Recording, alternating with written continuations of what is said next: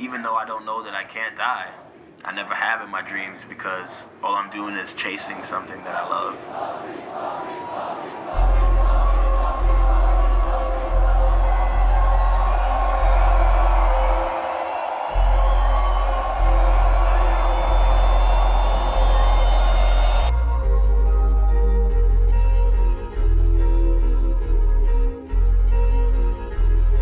The Zombies, residing from Brooklyn, New York, jumped into the rap scene almost a decade ago now. It's crazy how time flies. Almost a decade in the game and still wildly underrated, which in this case isn't too much of a bad thing. Due to the group's mentality on staying independent, matched with one of rap's most rabid cult-like fan bases, our guys are doing pretty well. For those of you who don't know, Flatbush Zombies consist of 3 members: Eric Ark Elliott, the architect, Zombie Juice, and Meechy Darko. From childhood friends growing up together to brothers traveling the world together and creating a cult-like fan base in the process. The Zombies are a close-knit group with a strong sense of compassion, open-mindedness, and understanding of each other, making it so compromising and collaboration on any particular song is a much easier and welcoming task for each member. There's something to be said about the artistic choice not to appear on certain songs as well. Some random tracks with only one member or 2 members can be a bit refreshing. It allows that particular person to get a bit more time to shine and say more of whatever it is that they have to say. A few examples of this may be songs like Blessings, Trapped, Fly Away, and Smoke Break Interlude, as well as many others. This is a feat that's largely possible due to one of rap's best producers. And just like the group as a whole, he's incredibly underrated. And that person is Eric Ark Elliott, the architect. With that being said, let's get into each member individually, starting with Eric. The architect is the producer, the general, and the backbone of the group in my opinion. He's the oldest member, an immensely talented person who's multifaceted, and unlike his peers, he actually doesn't dabble in psychedelics. But in no way does that impact his creativity. Eric dabbles in painting, drawing, making music, playing numerous instruments, and if I'm not mistaken, he has a large hand in the group's wildly successful merch line, The Glorious Dead. I could very well be wrong about this, but I always associated Eric with the merch line because he's the one always drawing, and you can find some of his styles in their merch designs, which, by the way, are almost always fire. Quick side note, The Glorious Dead is a big reason why I like and respect these guys so much. To see where they came from in terms of materials and logos and designs is pretty inspiring, and I can't respect the hustle any more than I already do. Not to mention, they actually make things that I would wear. The designs are pretty different and always dope and creative. And the fact that new merchandise releases almost every Friday at 420, I mean, that's just fire.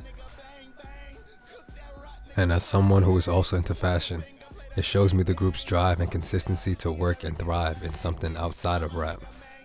Something that's only been even more prevalent nowadays, with each member pursuing a hobby or a business outside of rap itself. And I'm all here for it. But back to the music. If you know the Architect's beats, then you know just how varied they can be. The beats on their mixtape, Better Off Dead, had a lot of rock influences in them, with some dustiness and grittiness thrown into the mix.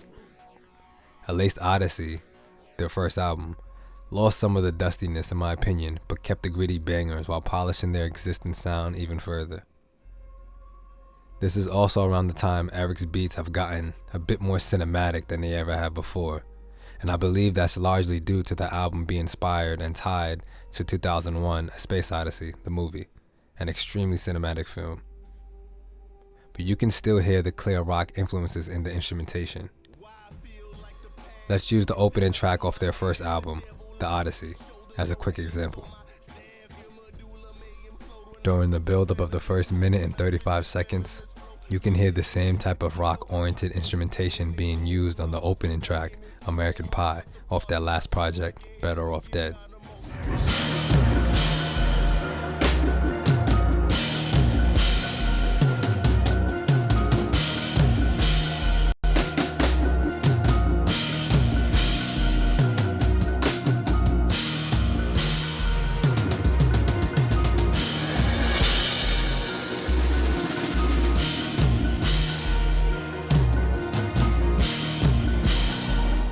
As I've said before, Better Off Dead sounds much more aggressive and raw.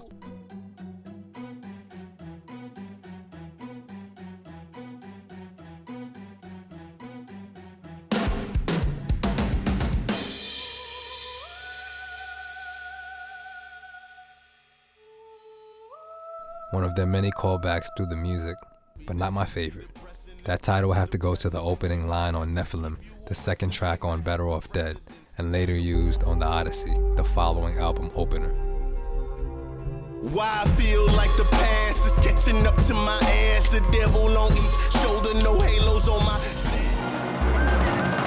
Why I feel like the past is catching up to my ass. Why I feel like the past is catching up to my ass. Why I feel like the past is catching up to my ass.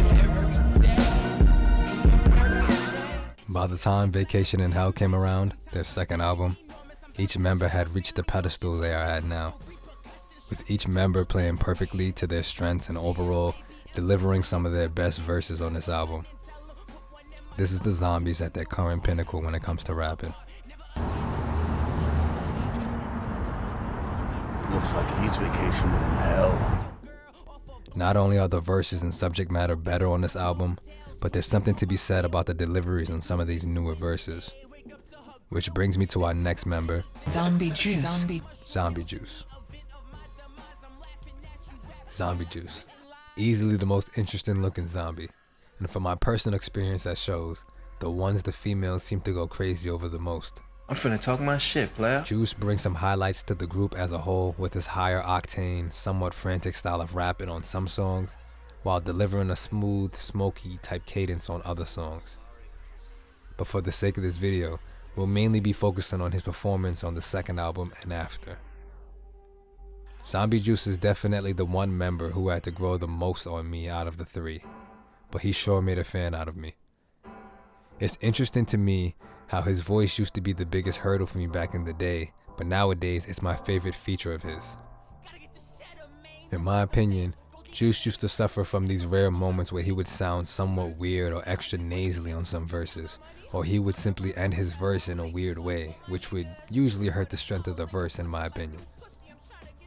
The first example that comes to mind is the opening verse on the first album, which always rubbed me the wrong way, seeing as this is the introduction to the group for a lot of newcomers. But inevitably, Juice improved his rapping over the years and learned to use his higher tone in much more pleasing ways. On Flatbush, I represent Flatbush to the fullest. As I mentioned before, I must say that I really enjoyed the dichotomy between his styles, and for this example, I'll use his performance on M. Bison and Blessings. M. Bison has one of my favorite Zombie Juice and Eric verses. Summertime tripping, I'm Janis Joplin. Cut off that bitch like Lorena Bobbitt. Not in the hills, I'm in Brooklyn, homie. Invented this swag, what was you mad? I love the wordplay by both of them, especially Eric with the last verse, but Juice really shows out with his delivery on this particular track. I got pounds in the trunk. They thought I was done, but I can't get enough. Sinister realist that don't get the finish and not competition. You live on the internet, I make it juicy, but baby gon' call me back on the track. You can hear the aggressiveness and pure energy with most lines throughout the verse. This shit is legendary. Duck your favorite artist in a cemetery. Ain't new to this, ain't no worry. Since 2012, niggas honorary. Sherbalato when I'm out in Perry. Chris scream my name like a Bloody Mary. This is one example of his delivery carrying the verse, and not in a bad way. It's something he tends to do often. I also think I'm a bit biased towards this track because I don't recall too many songs with just Juice and Eric. There may be some out there that I'm not remembering, but regardless, I like their vibe together. I like how they seemingly can match the energy of each other, which is something they normally do, but I feel like it shines a bit more in this track. That's probably why I feel the same way about a track I mentioned previously, Blessings, off their 2020 EP, Now More Than Ever. Blessings is a track that I gravitated towards a lot during 2020, and considering the fact that Smoke Break Interlude is one of my favorites, it's no surprise that I would like this song as well. This is another track where it's just Eric and Juice, and like the previous track, they match each other's energy pretty well once again, but this time with a laid back vibe.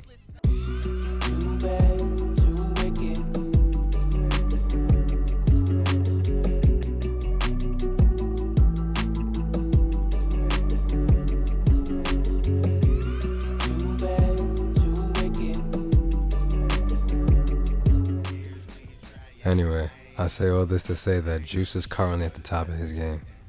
From his thriving business, Talking Terps, and for the first time ever, he's been putting out some solo work in the form of freestyles.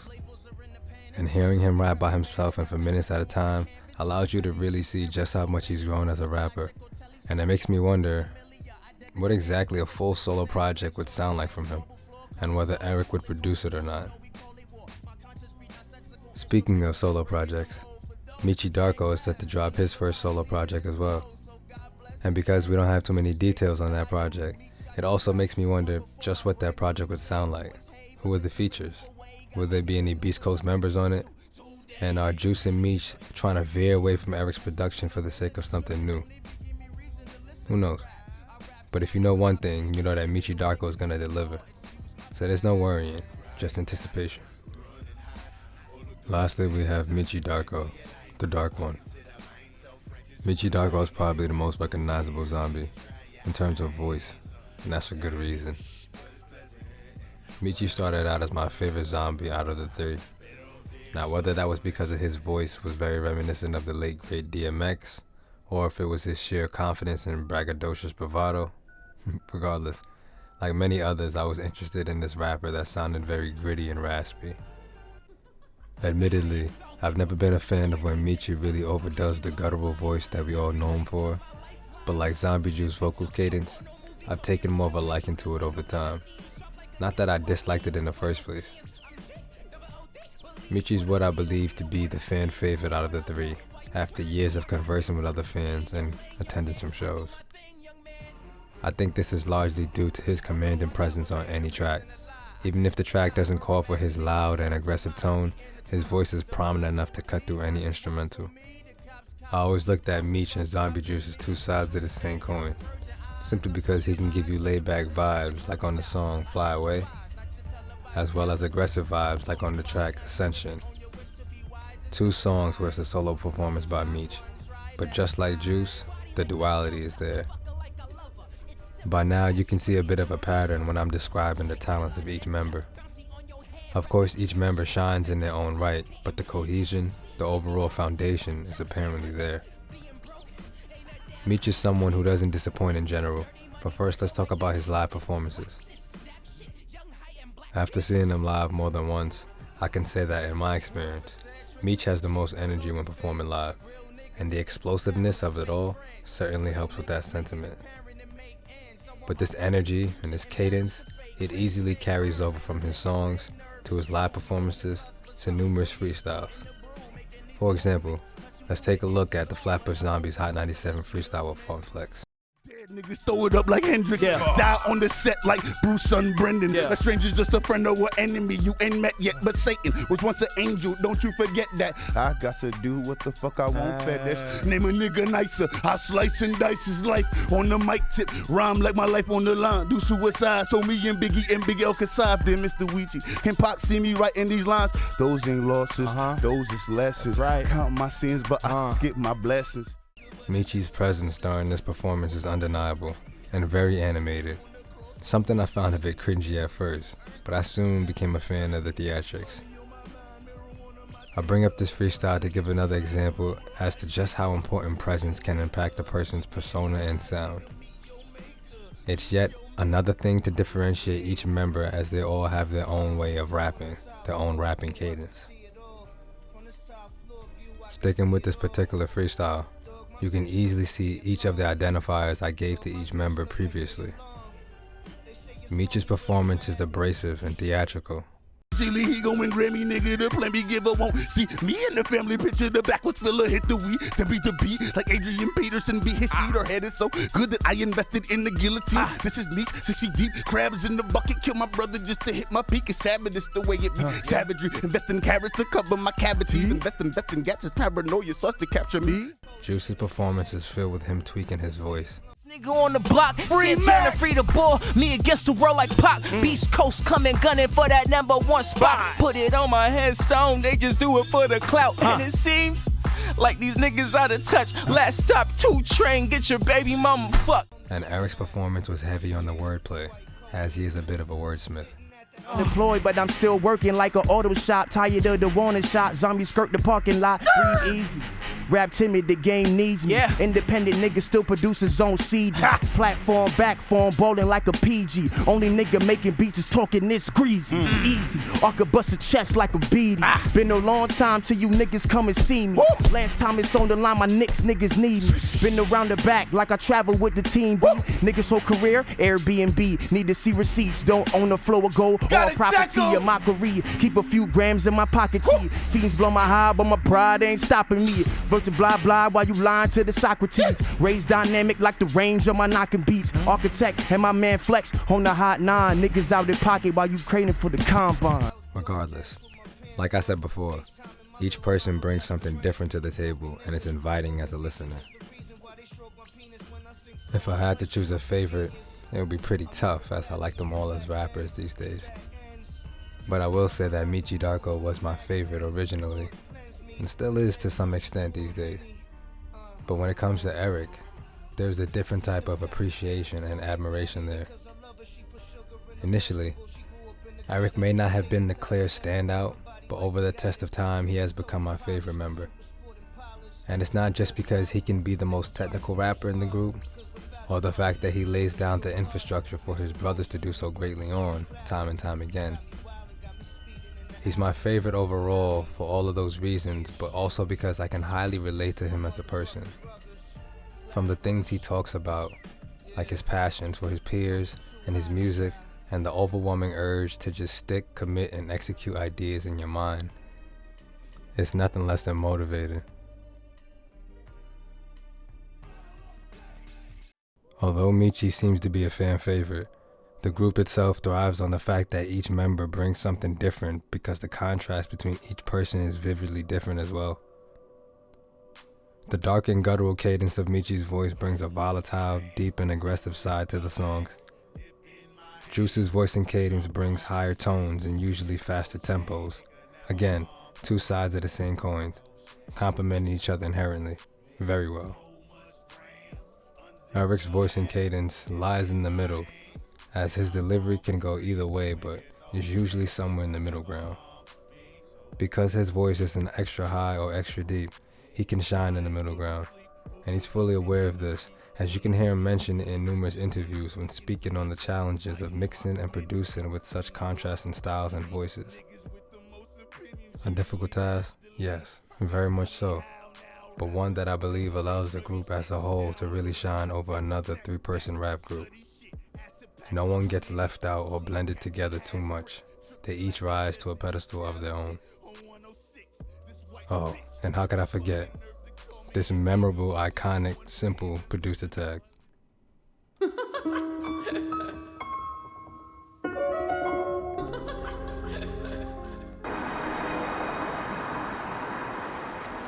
I literally had a conversation with Eric the other day about it. So I had no one to show me anything. I had to learn and figure out everything on my own. Pretty hard, if you ask me. I feel like a lot of the people that listen to our music do feel misunderstood, which is why they come to our music. I've heard countless times people say that, "You've changed my life, you've changed my life." And sometimes I don't really understand how me rapping could really do that.